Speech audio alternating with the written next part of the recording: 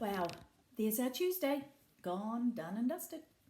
So well done, guys. You guys, it's been really a cool day today. I've really enjoyed today. And working with you all and seeing your little faces. There were 100 of you in the library today, which was huge. That was really, really big. So that was pretty neat to see all of you and to see you all settling in so well to our new normal for the next little while. So we are now up to chapter 5. And let's see what's going to happen with our Iron Man. Now, this chapter is called The Space Being and the Iron Man. I wonder what this is going to be about. One day there came strange news. Everybody was talking about it. Round eyes, busy mouths, frightened voices, everybody was talking about it. One of the stars in the night sky had begun to change. This star had always been a very tiny star, of no importance at all. It had shone up there for billions and trillions and zillions of years in the constellation of Orion, that great shape of the giant hunter that strides across space on autumn and winter nights. In all its time, this tiny star had never changed in any way. Now, suddenly, it began to get bigger. Astronomers peering through their telescopes noticed it first. They watched it with worried frowns. That tiny star was definitely getting bigger. And not just bigger, but bigger. And bigger and bigger. Each night it was getting bigger. Bigger than the dog star, the large coloured twinkler at the heel of the hunter Orion. Bigger than Jupiter, the great blazing planet. Everybody could see it clearly, night after night, as it grew and grew and grew. They stared up with frightened faces. Till at last it hung there in the sky over the world, blazing down, the size of the moon, a deep, gloomy red. And now there could only be one explanation. That star was getting bigger because it was getting nearer and nearer and nearer and nearer. It was rushing towards the world faster than a bullet, faster than any rocket, faster even than a meteorite. And if it hit the world at that speed, why, the whole world would simply be blasted to bits in a twinkling of an eye. It would be like an express train hitting a bowl of goldfish. Can you imagine? No wonder the people stared up with frightened faces. No wonder the astronomers watched it through their telescopes with worried frowns. But all of a sudden, a strange thing. The star seemed to have stopped. There it hung, a deep and gloomy red, just the size of the moon. It got no smaller, it got no bigger, it wasn't coming any nearer, but it wasn't going away either. Now everybody tried to explain why and how this was. What had happened? What was happening? And what was going to happen? And now it was that the next strange thing occurred. The astronomers noticed it first. In the middle of the giant star, a tiny black speck had appeared.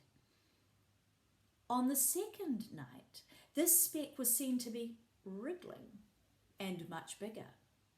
On the third night, you could see it without a telescope.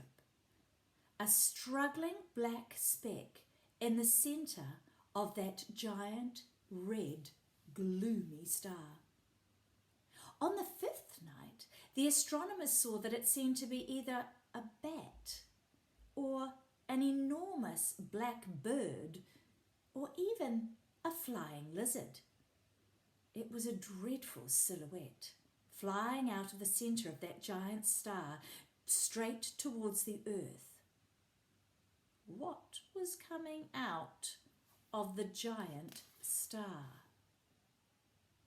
Each night, when the astronomers returned to their telescopes to peer up, this black flying beast was bigger, with slow, gigantic wing beats, with long, slow twisting of its body. It was coming down through space, outlined black against its red star. Within a few more nights, its shape had completely blotted out the red star. The nameless, immense bat bird was flying down to Earth, like a great giant black swan. It was definitely heading towards Earth. It took several days to cover the distance. Then, for one awful night, its wings seemed to be filling most of the sky. The moon peered fearfully from low on the skyline, and all the people of Earth stayed up gazing at fear at the huge black movement of the wings that filled the night.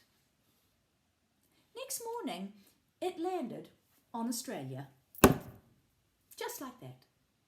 The shock of its landing rolled round the earth like an earthquake, spilling teacups in London, jolting pictures off the wall in California, and cracking statues off their pedestals in Russia. The thing had actually landed, and it was a terrific dragon.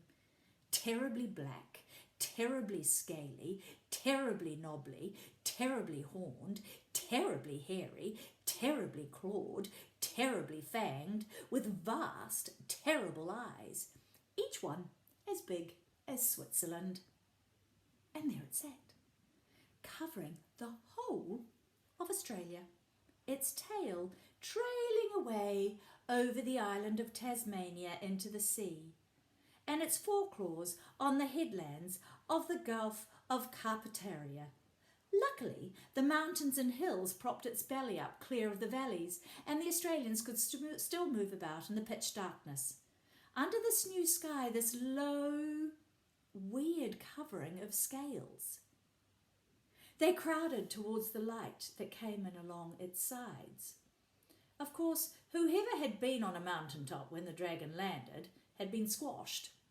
Nothing could be done about them, unfortunately. And there this thing sat, looking at all the countries of the world. What on earth had it come for? What was going to happen to the world now this monstrosity had arrived and kept home all over Australia? Everybody waited. The newspapers spoke about nothing else. Aircraft flew near this big space animal, taking photographs. It lay over Australia, higher than any mountains, higher than the Hindu Kush in Asia, and its head alone was the size of Italy. For a whole day, while the people of the earth trembled and wept and prayed to God to save them, the space bat angel dragon lay resting, its chin sunk in the Indian Ocean, the sea coming not quite up to its bottom lip. But the next morning early, its giant voice came rumbling around the world. The space dragon was speaking, and it wanted to be fed. And what it wanted to eat, dear listener, was living things, not iron, like our Iron Man friend. He wanted to eat people, animals, forests. It didn't care, so long as the food was alive. But it better be fed quickly, otherwise it would roll out its tongue that was longer than the Trans-Siberian Railway and lick huge swathes of life off the surface of the earth. It would lick up cities and forests and farmlands. Whatever it was, it would leave the whole world looking like a charred pebble, unless it was fed, and fed quickly. Its voice shook and rumbled around the earth for a whole hour as it delivered its message. Finally it ended and lay waiting. The people of the world got together. If they fed it, how could they ever satisfy it? It would never be full, and every new day it would be as hungry as ever.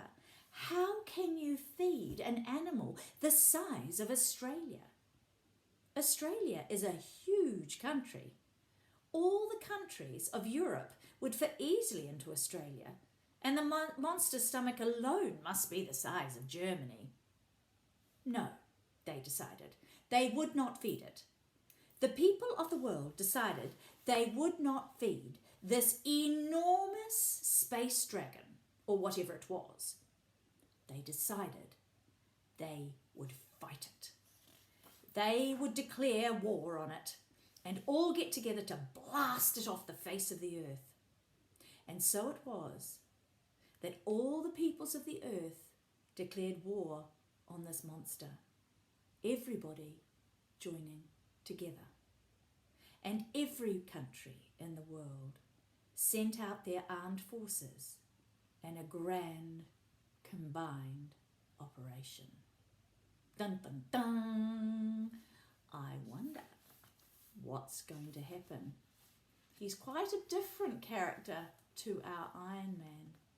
What I love about this story is that our Iron Man was always the big scary one, and then we realise he's not scary at all.